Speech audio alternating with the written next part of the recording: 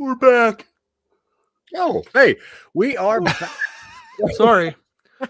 We're back. That's how good the pre-show chat was. Yeah. Dylan's yawning. It was just Dylan yawning and me trying to decipher what his yawns were. I got them all out, all 500 of them. Yeah, it was a weird form of pig Latin. He's like, hur, hur, hur. I told you I could yawn 500 times before we started the show, and I did it. Yeah, that's true. You got them all out. Welcome to another episode of Twitching Upstream. This is episode 45, which is amazing. We are here again with Mr. Michael Colby, and the reason why, we don't know. We'll probably tell you later. I don't know either. Yeah, we accidentally emailed the link out to all of our friends, and he's the only one who clicked it. He clicked on like an idiot. It is my own fault. Yeah. Anyway, if you don't know what this show is, this is an offshoot of one of our shows called Talking Upstream, in which we find some of our favorite creators and we interview them. We find out why they do what they do, how they do what they do, and then Dylan and I, we pitch some weird stuff to them, and together we make something cool. We have roughly 42 episodes of that. You can check those out over our YouTube channel. One of the things that we did was we pitched a very weird idea to Mr. Michael Colby and his friend Jack Billings, and together we kind of made that was Jack that we pitched that to.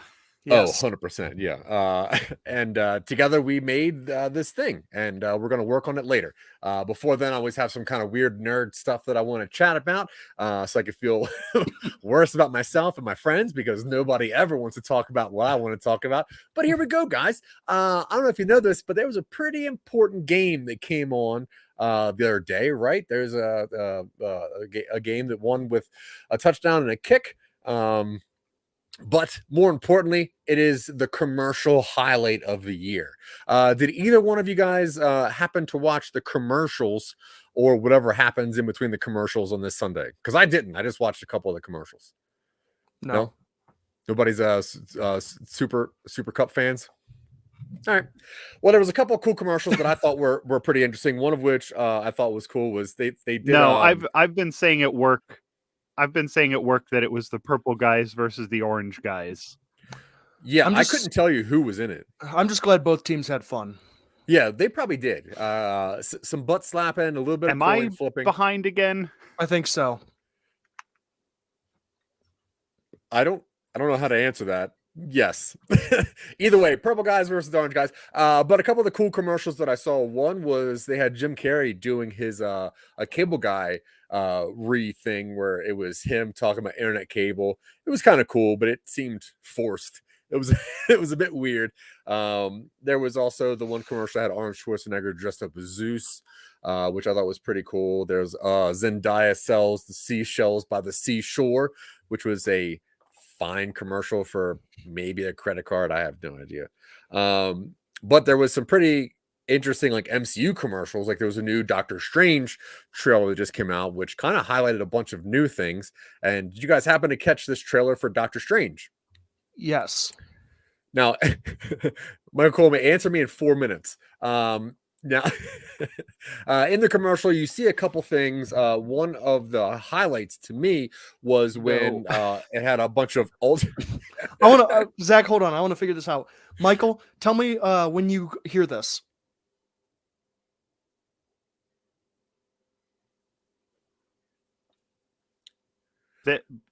That? Wow. When you say this? Wow. You got like a 10-second delay on there. Wow, 10 seconds behind. That's tough. Okay. I'll be back. Yeah. But one of the highlights, like I said, is there's a shot that has Doctor Strange being walked into a room by a procession of Ultron bots. And then it looks like there's a room that has 6 or 7 chairs, which to me, being a comic nerd, that would let me think the Illuminati. Now, do you know anything about the Illuminati in comic lore? I read Planet Hulk when they send him to outer space, so I know who it is. Yeah. I know So the you- Illuminati. Yeah, so usually Illuminati is like the super smarts of all of the universe throughout Marvel. They get together and just kind of make sure shit goes right. Usually it is a Reed Richards, it is a Tony Stark, it is a Professor X, usually a Black Bolt, Namor, Black Panther. Yeah. Now I think that what they're doing, and I think this is actually pretty smart, is I think that Marvel is using this to get fan service out of the way while also doing the things they want to do. For instance, everybody wants to see John Krasinski as Reed Richards. Now, this is a way to show John Krasinski as a Reed Richards without actually having John Krasinski play this role forever. Now, my question to you is, in every iteration of the Illuminati, there is a Tony Stark. Robert Downey Jr. is not going to come back, not just yet. Do you think there's any chance that the fan casting from the late 90s as Tom Cruise would be there as like just mega fan service? That's what the rumor has been, and that's what the leaks were. Yeah. At this point, can't rule out anything, really. Yeah. But I just wanted to say what a powerful way, and I don't know if clever is the right word, but what a way to establish even retroactive ownership of your IP. Now, we got we've got the Sony and the Fox versions of Spider-Man in there. We're probably going to get a reference to the X-Men. Well, I mean, we're at this point, I'm willing to put money on the fact we're going to get the word mutant probably used in some capacity in here. Yeah. And what a way to really just kind of solidify that this is Disney, like all of it. Yeah. And it's pretty interesting. And you're right. Like what they've done and the way they've written this stuff is they've taken things that are not their property and made it their property.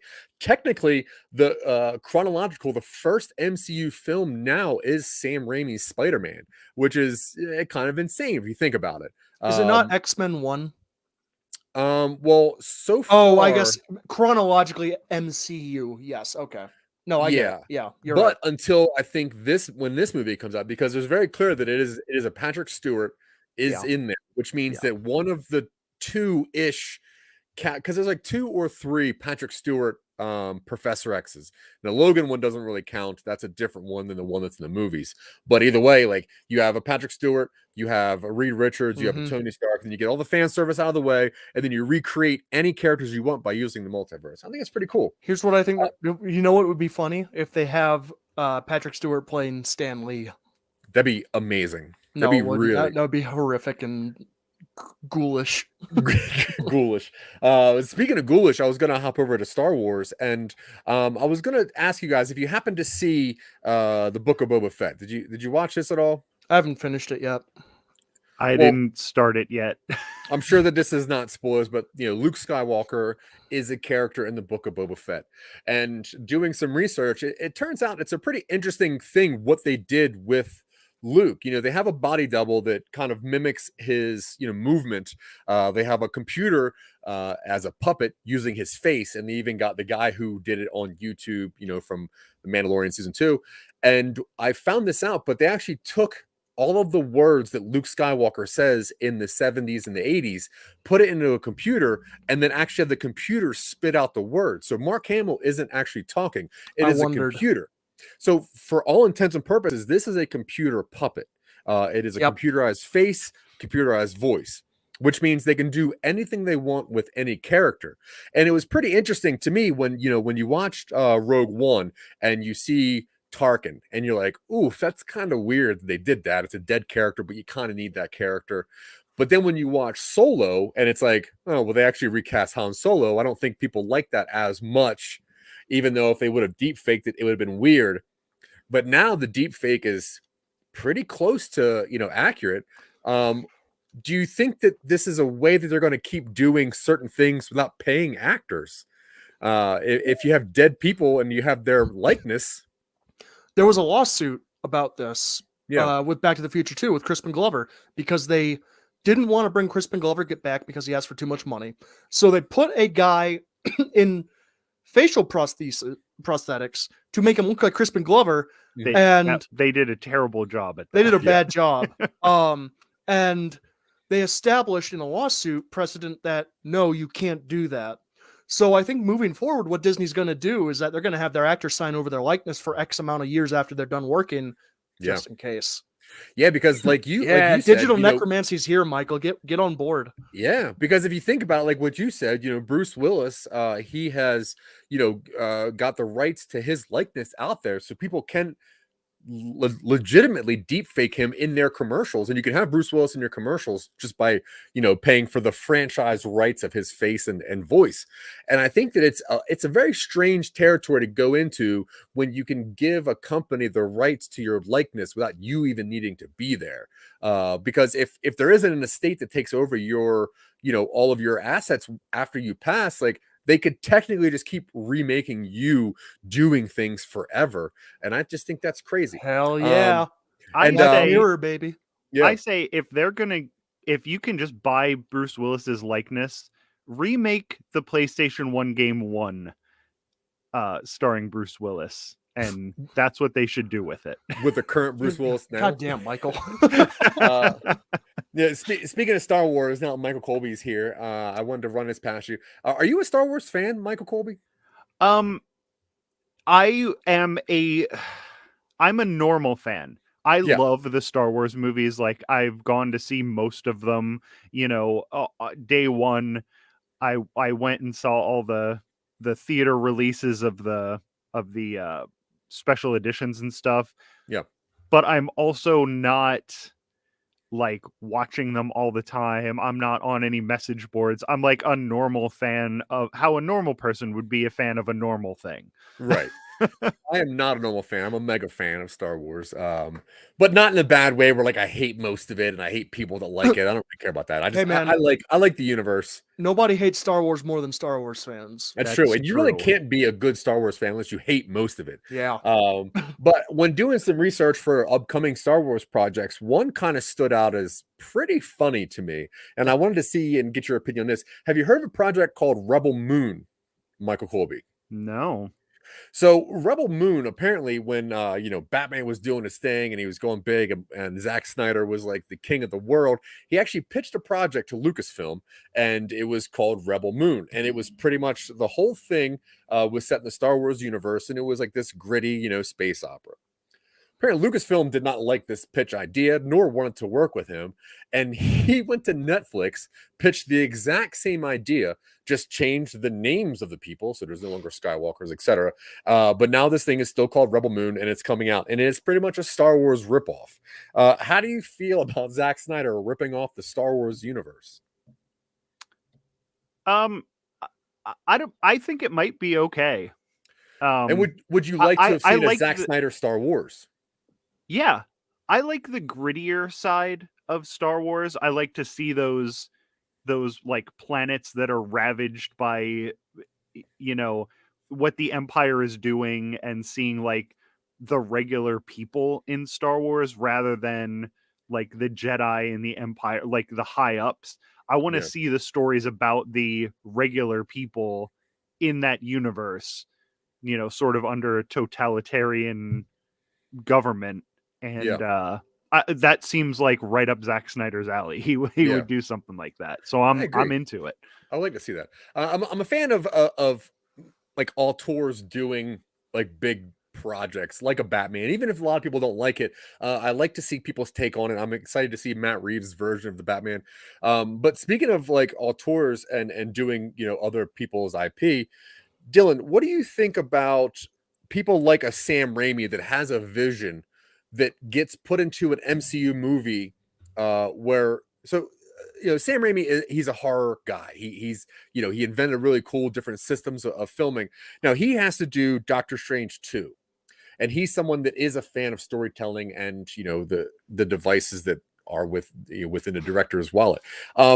But my question is, because the MCU needs you to do different things to make sure they set up different things, and half of every MCU movie is a commercial for the very next one. For instance, Doctor Strange 2 was supposed to come out before the last Spider-Man movie. And in Doctor Strange 2, America Chavez can punch dimensions open. That's one of her powers. And she's going to be introduced in Doctor Strange. Now, Doctor Strange was supposed to come out before the Spider-Man movie. And in the Spider-Man movie, she was supposed to open the portals. She was the one that was supposed to bring in Andrew Garfield and Tobey Maguire. But because of COVID and how things got moved around, they actually had to make Ned the one who learned how to open portals because they couldn't introduce America Chavez, which means that a lot of the stuff has to get moved around and rewritten. Now, how do you feel about giving auteurs IP, but then forcing them to put characters and storylines into it? What's the point of that, you think? I think it's mostly a style thing. And I think Sam Raimi, you can see his touch on superhero horror in Spider-Man 2, the Doc Ock hospital room scene, where it's shot like a horror movie. Yeah. Which is one of the most memorable scenes of that movie. But I think Disney has an issue, and they've displayed this before, where they will bring in either high-profile auteurs or indie visionaries, get partway through a movie, realize, oh, they're too visionary, and then they fire them and bring in Ron Howard or Sam Raimi or Joss Whedon or some other established guy who generally follows the rules. Yeah. And I hope at some point that, I don't know, I think the Disney machine is too rigid to allow people to really experiment as they like. Yeah. But I do appreciate the stylistic touches that they get sometimes. Yeah. And I hope at some point they are willing to really let that go.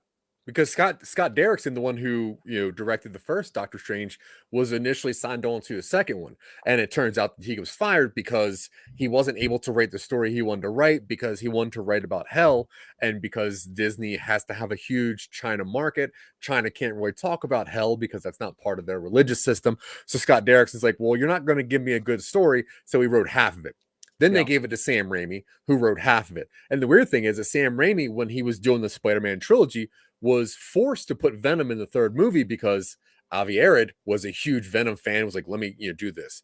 And Sam Raimi very clearly was not a fan of that character, didn't resonate with that character, which turned into a very, very bad movie. And he said that. He goes, I'm not proud of this movie. And it's just weird that you would get somebody that has a vision and has storytelling technique and then make them do things. And it's kind of ignorant, I think. And I don't like that.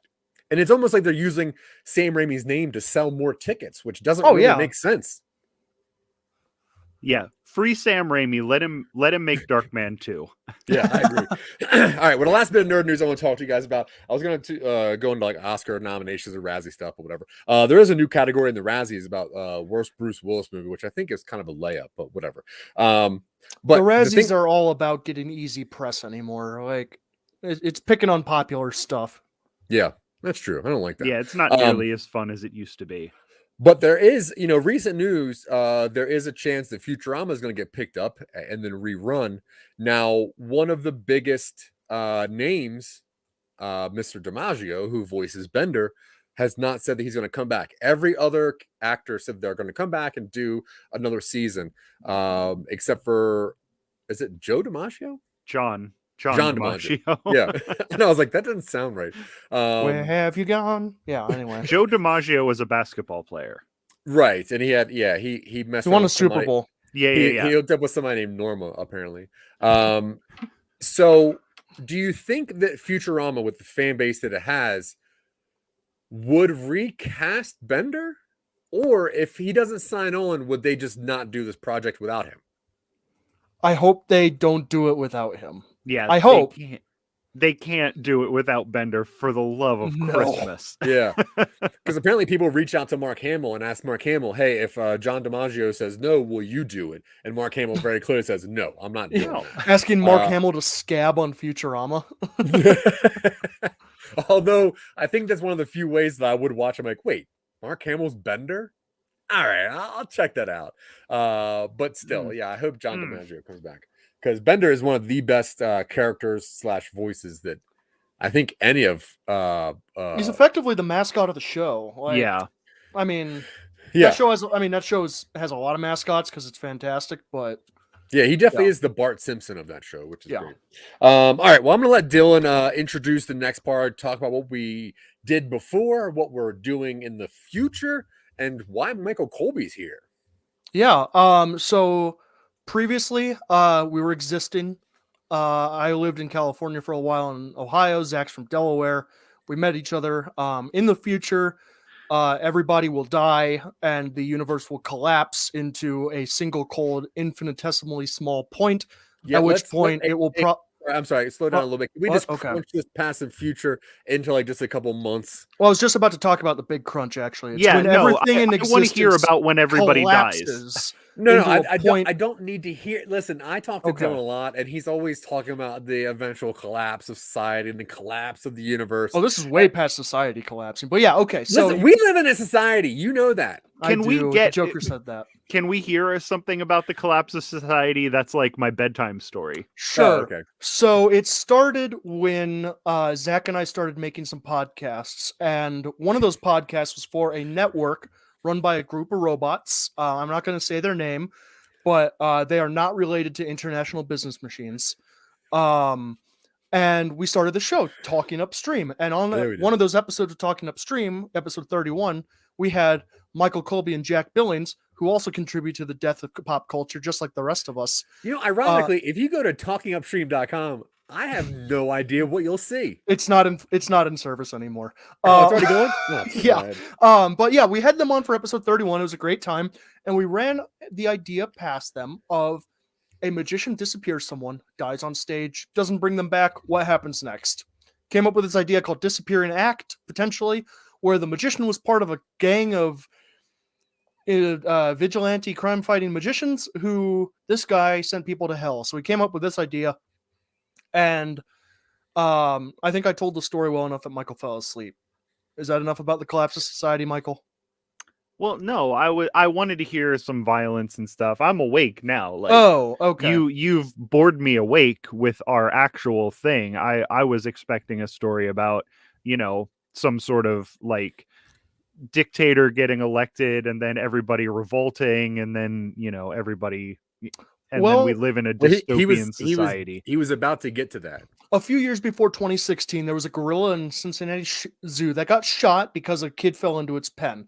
The ensuing meme campaign broke the barrier between the internet and the real world, which caused people to be influenced further and realize that, hey, the internet can influence real life. A few years later, we elect a man. We elect... Oh, cool. All right, he's asleep. So anyway, previously on Talking Upstream, we had this idea. Ooh, speaking of electing a man, we have a bot in the chat with Cyrillic letters in the username, and I'm gonna block them because they're a robot. Anyway, back on track. I've rambled far enough, and everybody's turned off the podcast at this point. Sorry, okay, that's what happens when I'm around. That's fine. We're talking about Disappearing Act. The idea is that there was a magician who disappeared, someone died, and then can't bring them back. We expanded on that a little bit. Turns out the guy's name is Alistair. Turns out he disappeared a person that was on a date with the main character. It wasn't going well. She winds up in hell. The main character meets up with this group of vigilante magicians and is going to break her out of hell because it's kind of her fault that she was at the magic show in the first place. Yeah. We went through Act 1, Act 2, Act 3. We had some broad strokes. No, I think that's the plot of Sister Act. No. That's Sister Act 2, Back in the Saddle. Oh, right. Back in the Habit. Oh, sorry. So I've had an idea for a story called Creature of Habit for a very long time, and that brought it back like to a my Cthulhu mind. tentacle face nun. No, a werewolf nun fights off criminals in like Mexican American Civil War. Does she ever say the line, "I kick ass for the Lord"? Sure, why not? What's the habit part? Nuns wear habits. Yeah, it's the name of their outfit. That's the hat, the cloth hat that they wear. Oh, I thought it was like a bunch of like Fingernail chewing nuns fighting people. Like, that's a bad habit. No, you this establish is my good habit. You establish that this nun, for as long as she's been alive, has been really, really hell-bent, we'll use that pun, on fighting injustice. Like when she was a kid, she threw a rock at a soldier or something. It's like, listen, you got to kick that. Like, that's not going to do you any favors. So then when she becomes a werewolf, she fights off the soldiers that are threatening the convent. Oh, she's a social justice warrior. I'm not watching that shit. Sure is. Social justice werewolf. Oh, I bet she doesn't shave either. Shaven justice werewolf? Anyway. I'm here for the shaven justice. Oh my god. All right, I want to be in on this Talking Upstream as well. Sure, like when we flesh out this idea of the shaven justice werewolf. Yeah, I'm stalling for no reason other than I have an audience right now. So yeah. Anyway. All right. Okay. Come on, Dylan. So yeah, I'm centering myself. So we have Act 1 relatively fleshed out. We've got some major sequences there. Main character and partner on an awkward date at a magic show. Partner gets disappeared. Magician dies. Main character thinks they're being ghosted. Realizes they're not. Goes to the funeral of the magician. Runs into the coven of magicians. They're like, hey, we'll get your babe out of hell. She's like, well, she's not my babe. We went on one date. And they're like, we don't care about that. The story has to start. They decided to help the main character out because Alistair was part of their group or something. I don't know. Act 2 is kind of hazy, but it's a lot of getting the team together. Clancy Brown plays like the sinister Satanist kind of magician, like the edgy one. And there is this whole, most of the movie is getting the team together and a scheme where they realize they have to trade a soul for a soul. So they kidnap the cop that was the original target of the magician's act.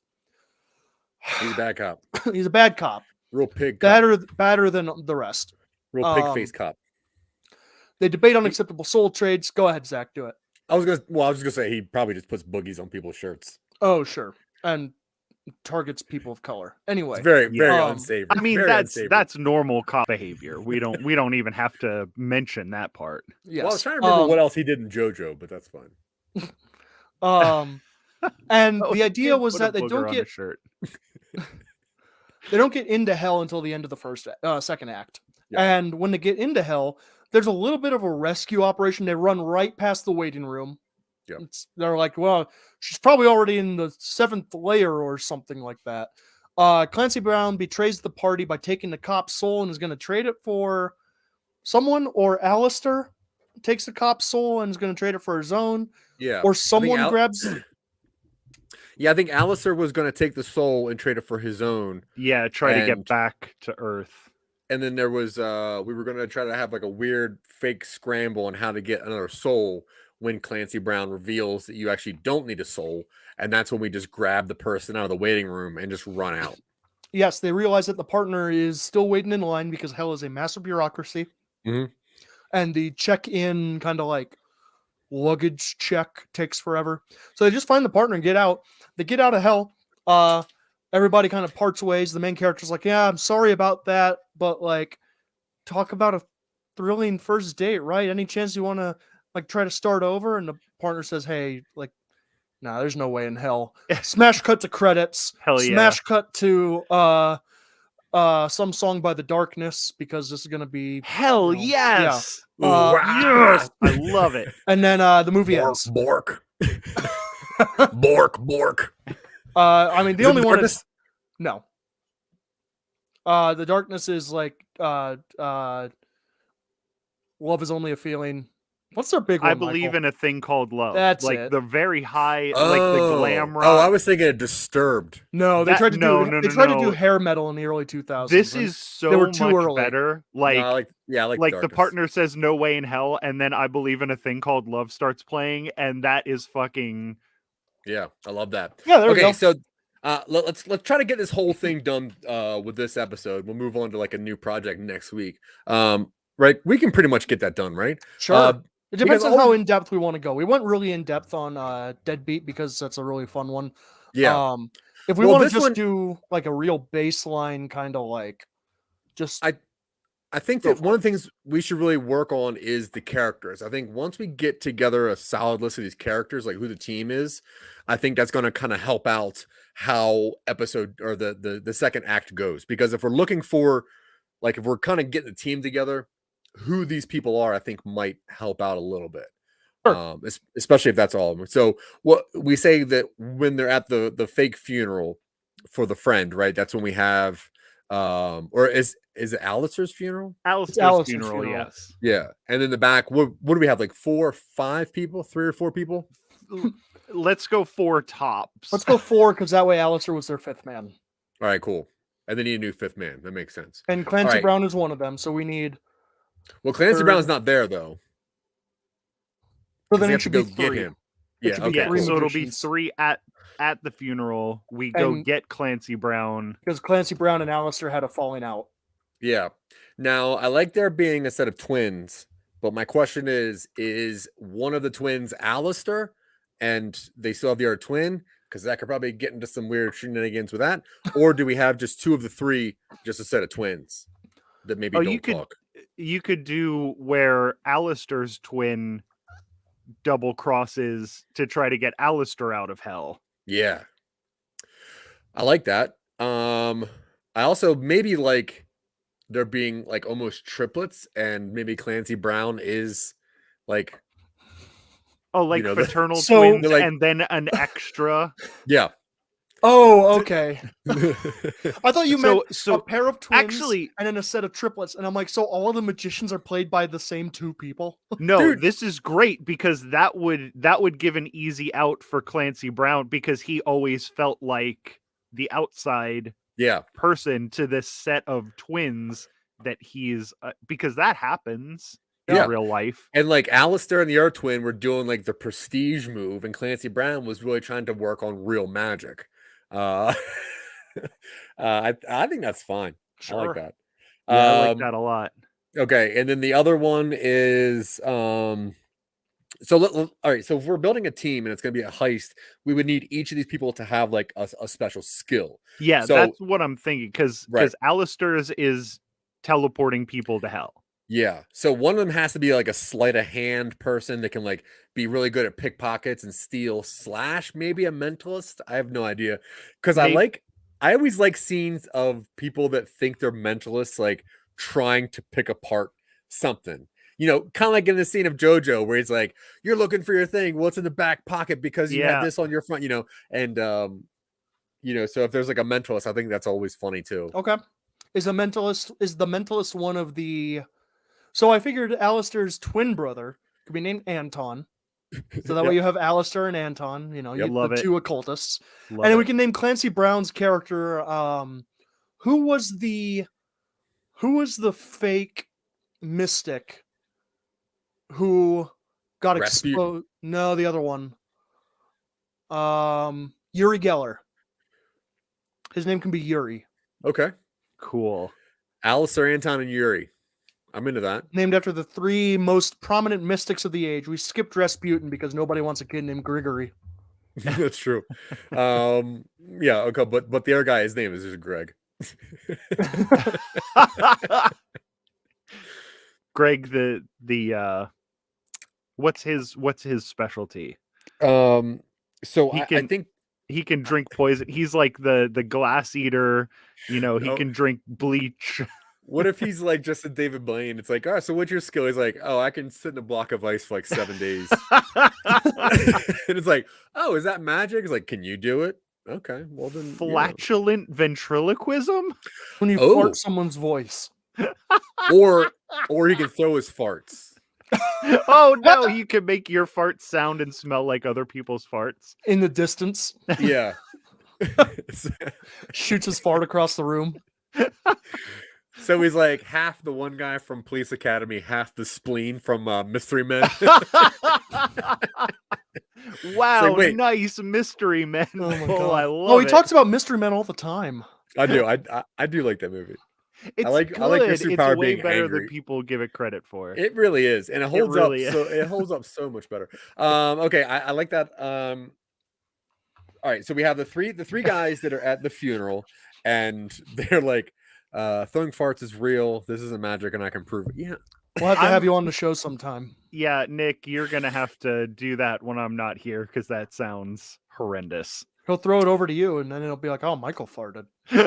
yeah, he can actually throw them in different area codes. So he's in like Westchester currently, but he can easily make a fart pop up no, in he's like close. the Pittsburgh area. I got the whips and all the zips. I'm gonna have to move. I'm I'm way too close to Nick. Yeah, that's true. All right, so we have our three main magicians that are at the funeral. We have Alistair, right? No. We have it's Alistair's funeral. I'm just saying as far as like Anton's not. Oh wait, yeah, Anton is the twin. Yeah, so Anton, Greg, and who's the third magician at the funeral? I like a pickpocket, sleight of hand, like a street small magician. Yeah. All right, like cool. Played by Tig Notaro. Love it. Yeah. Their name is. You don't have to talk me into Tig Notaro. Her name is Tig Notaro. It is Tig Notaro playing herself. Yeah. Yeah. Tig the street. Tig Notaro. Take it to the street. Playing herself. I like that. Okay, so we have our three people that are at the funeral, and we have our main character, and what's their name? Claire? Sure. All right. And Claire walks by them and was like, What are you guys doing at this funeral? And it's like fake mysterious, right? They're like, we're here to see you. And they're like, what? Why? They go, what? Actually, who are you? We're here to see somebody named. We're here to see somebody named Claire. We're paying. No, they're not there to seek her out. They don't know yet. Oh, I figure it's like they show up at the funeral because they knew Alistair, and they're like, okay. You think you went too far this time? You think he went too far? And Claire walks up and is like, are you talking about he did go too far? He disappeared, my friend. And they're like, wait, who are you? Who's your friend? What are you talking about? It's like, well, we were at his last show and he disappeared, my friend, and they're gone. They haven't gone back. And they're like, oh, Alistair might have actually gone too far this time. Yeah, and I guess we'll have a little bit of exposition conversation where like maybe Anton's like, oh, he was saying he was doing like his one last thing, but I thought he was just quitting magic, and we know that he can't quit the gathering.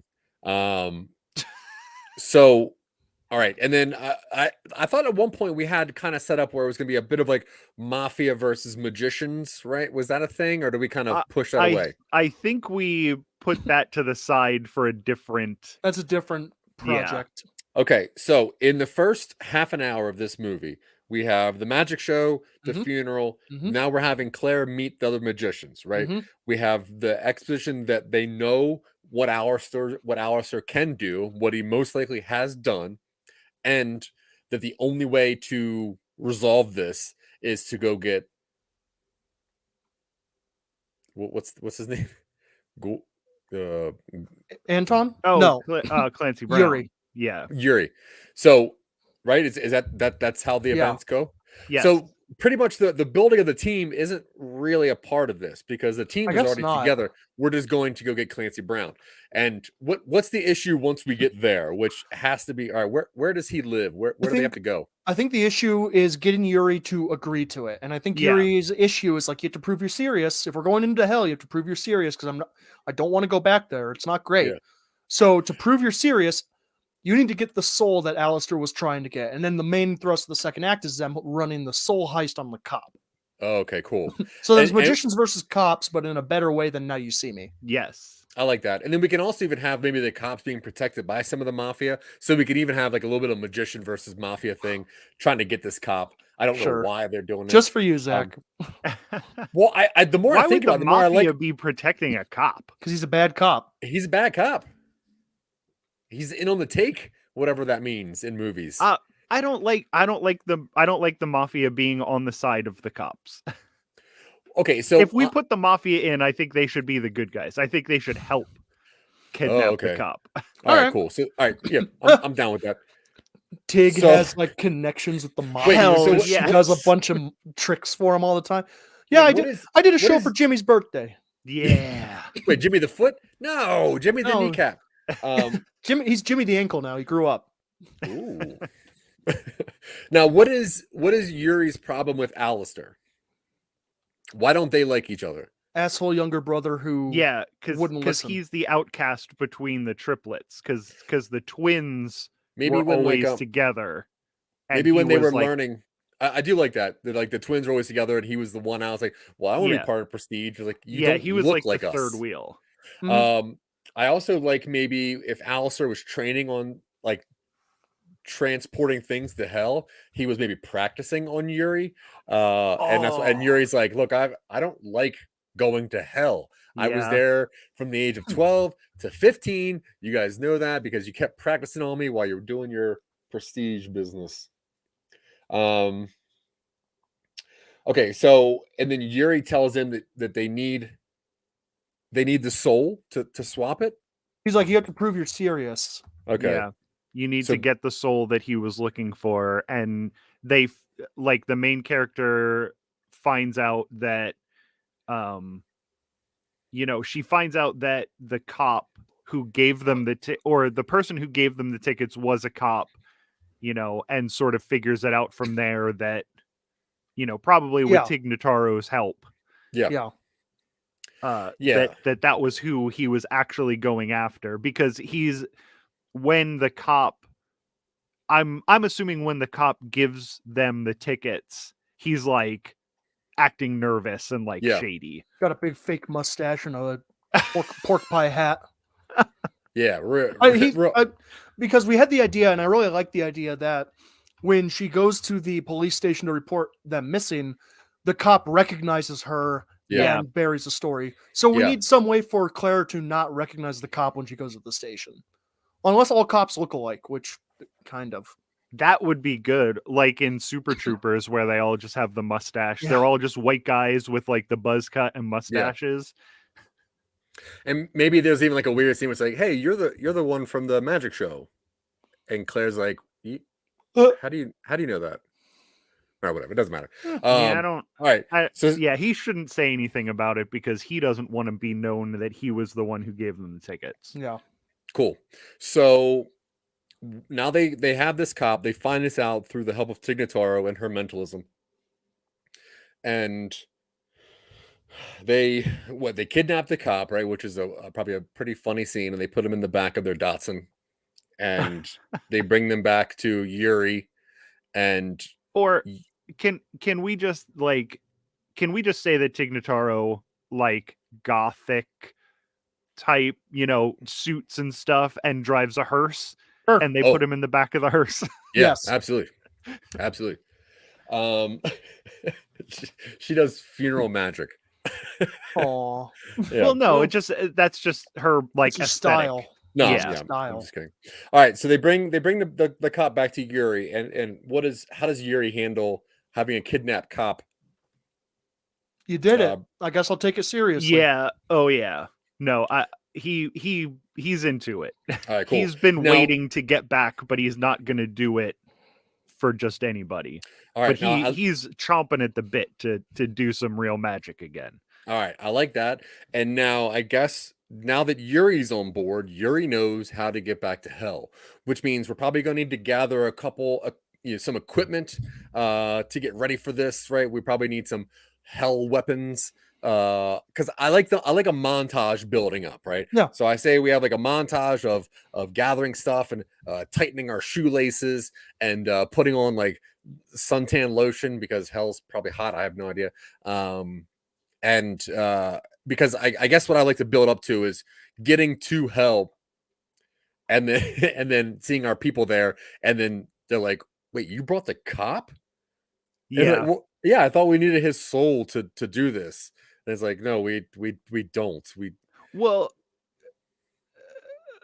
Yeah, but also I do like that they did need the soul, but something happens that screws up the soul transfer. Oh, okay. And then instead of like it paying off, we just grab the partner and run. Yeah, because I like I think that we said this last week. I like the idea that Alistair thinks that you need to trade a soul for a soul to get out of hell. But Clancy Brown's character knows that you don't because he's been there before. Yeah. But they just happen to have brought the cop with them. And that's when Alistair comes around. He's like, oh my God, great. And he steals the cop's soul to trade it. And you obviously don't need it. Yeah. Well, I like the twin, like being Alistair's twin. What did we call him? Anton being like the whole time scheming that he was going to trade the cop soul for Alistair. Oh, so like he lets the rest of them get them down to hell with the plan of he's going to trade the cop soul for Alistair. And then he does that. Does Alistair get out then? We don't know. Beyond the scope of the story. Okay, yeah. So like Alistair actually doesn't matter. Yeah, but I do like Anton wanting to get Alistair out of hell, which kind of pushes all of this story.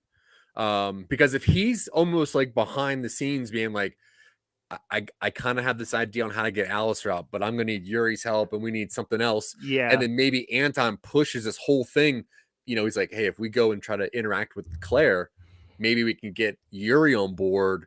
So I almost like that idea of Anton being like a mastermind trying to get his twin brother out of hell. Yeah. Because they think you just got to trade souls, but you don't. Yeah, he's the secret antagonist. Yeah. Sure. I'm into that. Especially if maybe he was the one that was supposed to do the cop twist and Alistair did it instead and messed it up. Who knows? I don't know. We can get back to that. Because I think it's fine just that Alistair dies doing his thing. Maybe Anton's thing is close to that, but send him to Serbia. I don't know why Serbia. I'm not necessarily comparing that with hell. I'm first one that came to mind. It's just like I guess hot and deserty. Sure. Is that hell? No, I think hell's like that real stagnant office waiting room that just has like the one kind of flickering light, but doesn't flicker when you look at it. We were talking that the waiting room is purgatory, but like hell is actually awesome, and I think we should get a glimpse of that. Oh yeah, but never get into actual hell. Like maybe they open a door and it's just to get into like hell and beat. Yeah, we see a cool party, but we never actually get there. Yeah.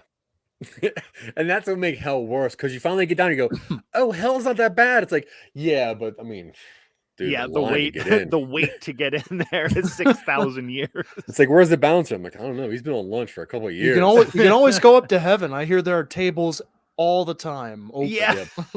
But it's really just Dave Matthews Band all day at like a brunch. It's got to be awful. Okay, so I think that this is cool. I think that we kind of, I don't know if we can stretch this out to an hour and a half, though. I don't think this is movie length.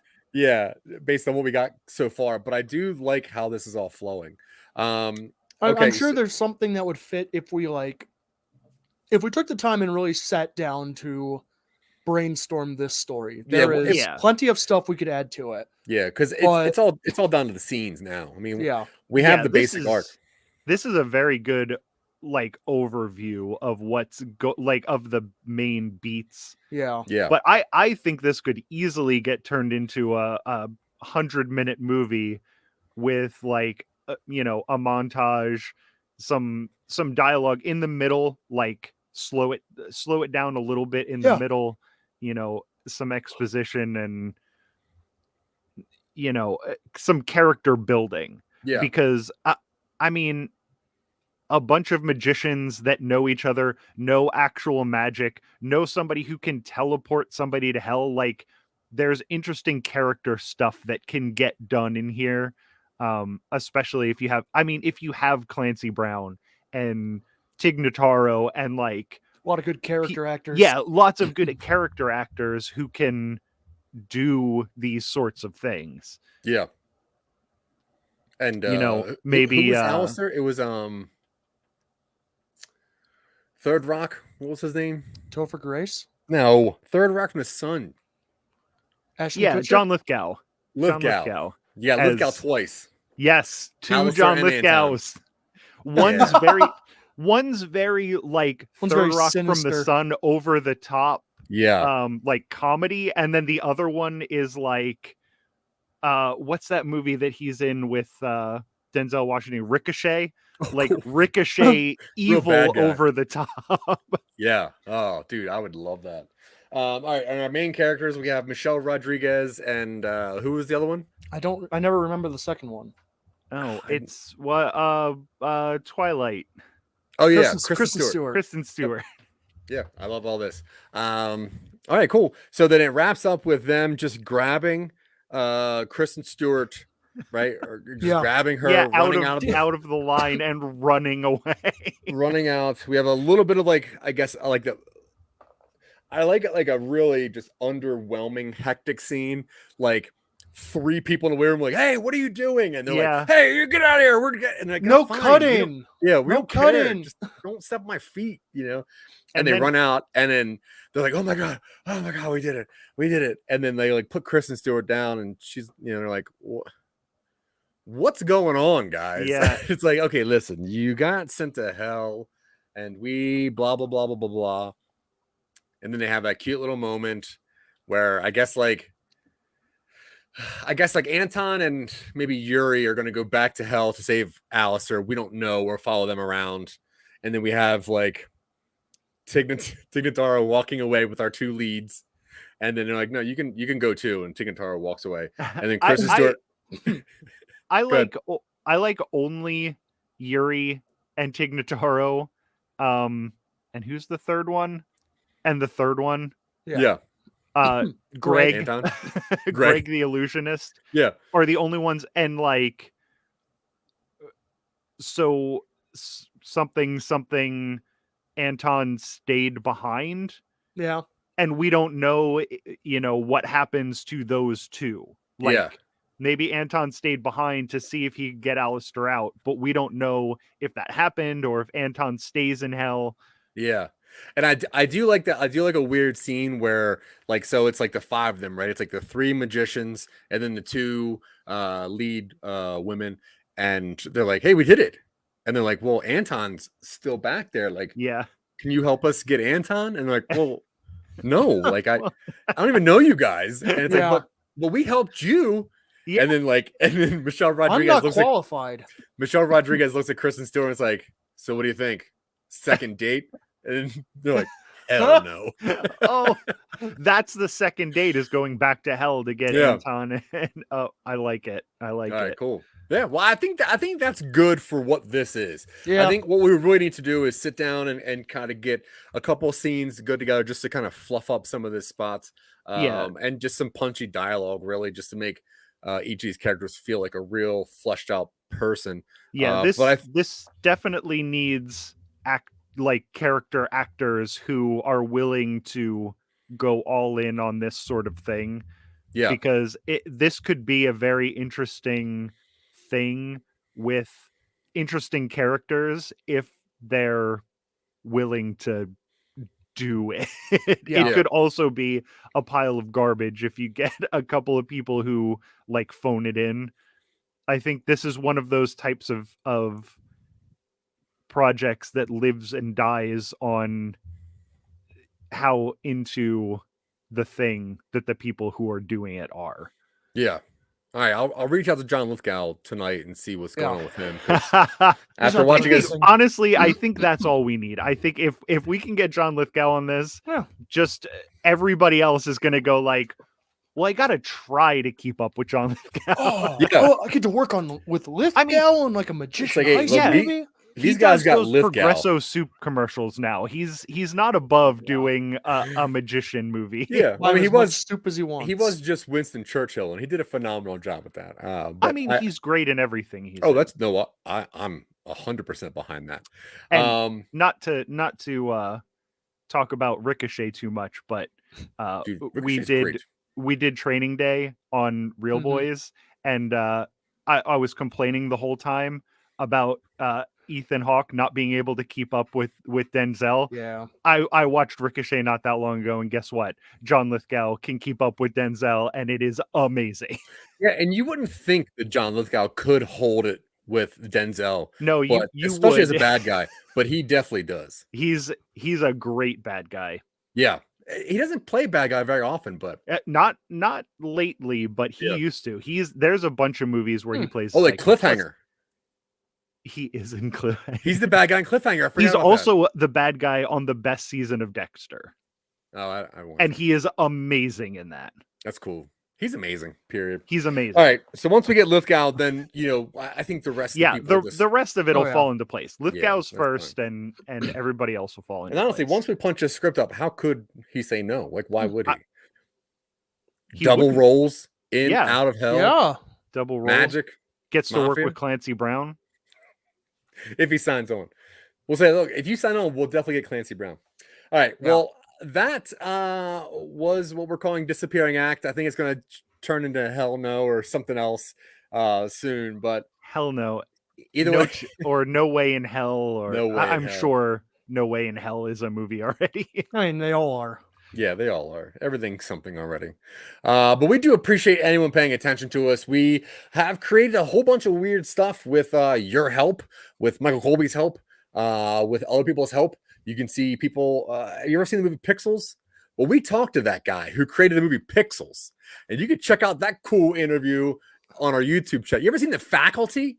That cool movie, The Faculty, with Jon Stewart? Yep, I did. Yeah, we talked to the guys who created and wrote that movie. If you want to see that interview, you can check that out over on our YouTube channel as well. Either way, we create a whole bunch of cool stuff. We want to keep on creating, and we want to thank the people that help us, other than Michael Colby, who definitely helps us by creating funny stuff that we really got to beat, because there's not many people out there that do funnier stuff than what we do, except for Mr. Michael Colby. So go check that stuff out. But to the people that do help us, Red Flanagan, want to show a big thank you, big air hug across the internet to Red Flanagan, Sarah Tkachuk, Tanya Sheck, our East Coast friends, Jeff Dwoskin and Scott Curtis over behind the bits. If you want to be somebody that helps us out and really pushes us to make more and more stuff, go check out our Patreon over at patreon.com/. Jack Billings. Some Nobodies. Or go ahead over to Jack Billings too. You get to see Michael Colby's feet, which is weird. He puts up foot day Fridays. Actually, every Friday morning he puts up a picture of his heel. All 15 toes, baby. That's for people who don't subscribe. People who don't subscribe to the Patreon get pictures of my feet, and you do not want them. It's a long mailing list. I thought you were going to talk about my long nails, because you're not subscribed to my Patreon either. No, I want the feet honestly pictures. If I just get nonstop feet, why would I? That's all I'm looking for anyway. But yeah, and really go check out stuff that Dylan writes. He wrote Silicon Angels. I don't know if you know that. It's an award-winning podcast, Silicon Angels. He also has written award-winning podcasts such as Podcast, a podcast show. I think I'm gonna start I'm gonna make my voice crack every time I say podcast from now on. Because I like that. Go check out Podcast, a podcast show. Also create your own pod venture. Beautiful thing. Cool. Dylan Terry is really just a wordsmith.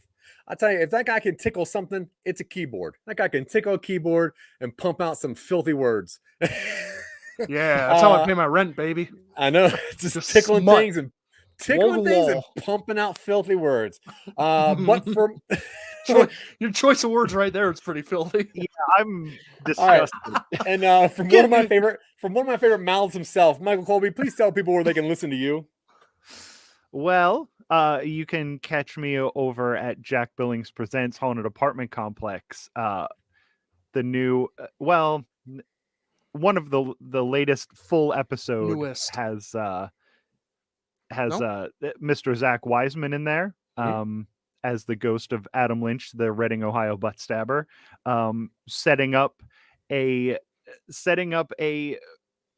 cinematic universe where a bunch of characters, including Marcus Fiasco, who is voiced by Dylan Terry, and a bunch of other people go to stop Jack and Kevin Train Moxley's father, who is 72 people Frankensteined together.